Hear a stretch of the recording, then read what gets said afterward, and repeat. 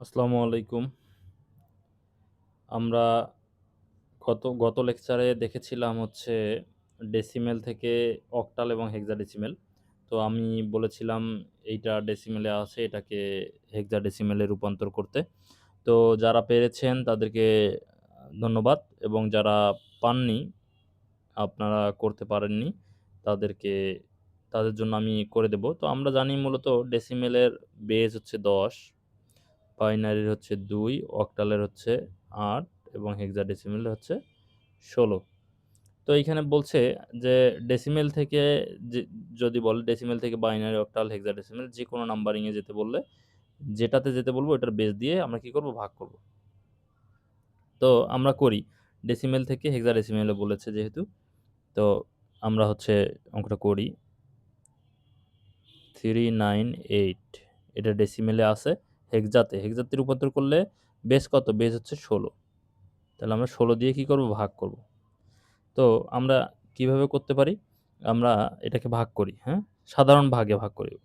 16 398 এটাকে যদি আমরা ভাগ করি, 16 দুগুণা কত হয়, 32। 3 16 অনেক বেশি হয়ে যায়, তাহলে 16 দুগুণা 32।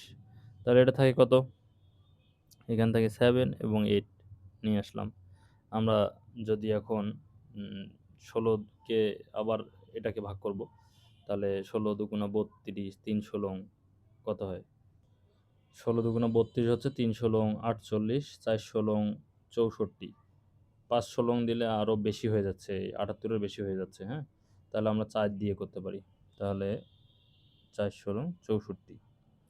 তাহলে থাকে কত, এখানে 4 থাকে আর এখানে হচ্ছে 1 থাকে মাইনাস করলে। তাহলে আমরা ভাগ করলে পাচ্ছি এখানে 24 আর ভাগ শেষ পাচ্ছি 14। তো এটাই আমরা করব। তাহলে 16 দিয়ে এটাকে ভাগ করলে, 16 দিয়ে এটাকে যদি আমরা ভাগ করি তাহলে কি পাচ্ছি, 16 দিয়ে এটাকে ভাগ করলে আমরা হচ্ছে পাচ্ছি কত, 24। আর ভাগশেষ কত পাচ্ছি, ভাগশেষ যেটা পাচ্ছি, এই যে ভাগশেষ 14, এই 14টাকে আমরা বের করে দেবো, এখানে 14। কিন্তু আমরা কি করব, 14 লিখবো না, 14-র পরিবর্তে এ সমান সমান 10 দেখাইছিলাম যে এ সমান সমান 10, বি 11, সি 12, ডি 13, ই 14, এফ 15। তো আমরা 14-র পরিবর্তে কি লিখবো, ই লিখবো। এখানে 14 না লিখে, মানে ভাগশেষটা না লিখে এখানে ই লিখবো, হ্যাঁ, এই।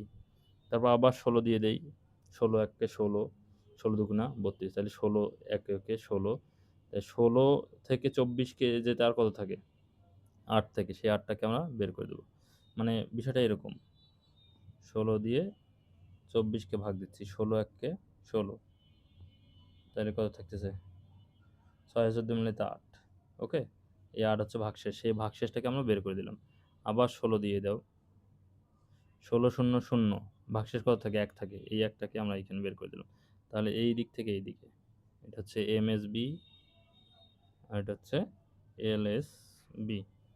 ওকে, তাহলে আমাদের অ্যান্সার কি হলো, 398 ডেসিমেলে ছিল, এটার অ্যান্সার হলো 18 হেক্সাডেসিমেল। এইটা হচ্ছে অ্যান্সার। অবশ্যই বুঝতে পেরেছো সবাই।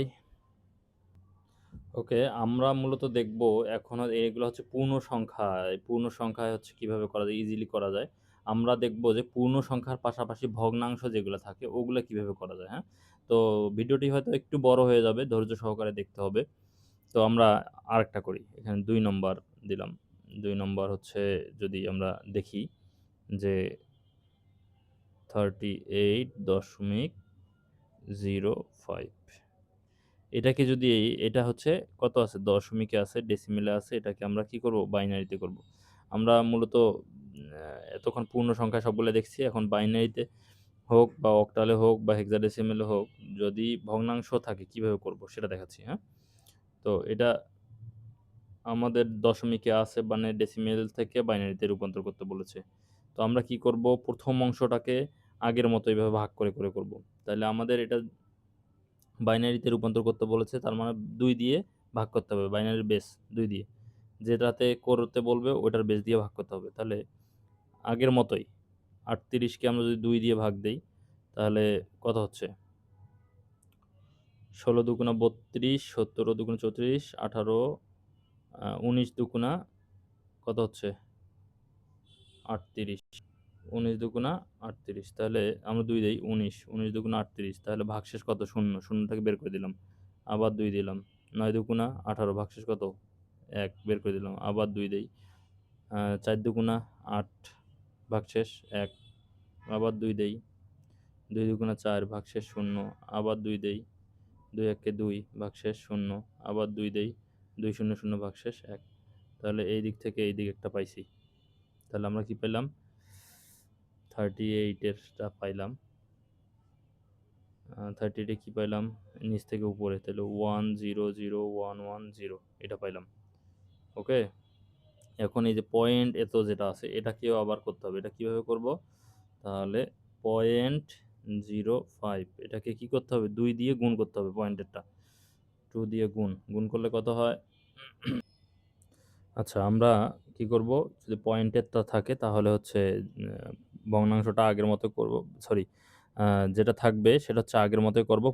পূর্ণতে যেটা থাকবে আর আ ভগ্নাংশ যেটা ওটা হচ্ছে আমরা গুণ দিয়ে করব। তাহলে 0.5 গুণন 2 মানে এই বেস দিয়ে গুণ করতেছি। গুণ করলে হয় 0.1। এই 0টাকে আমরা বের করে দিলাম। এখন থাকে কত? 0.1। 0.1 গুণন 2 এরকম করে 4 ঘর বা 5 ঘর পর্যন্ত নেব। 0.1 কে 2 দ্বারা গুণ করলে থাকে হচ্ছে 0.2। তাহলে আমরা আবার এই 0টাকে সামনেরটাকে আমরা বের করে দেব। তারপর থাকে কত? 0.2।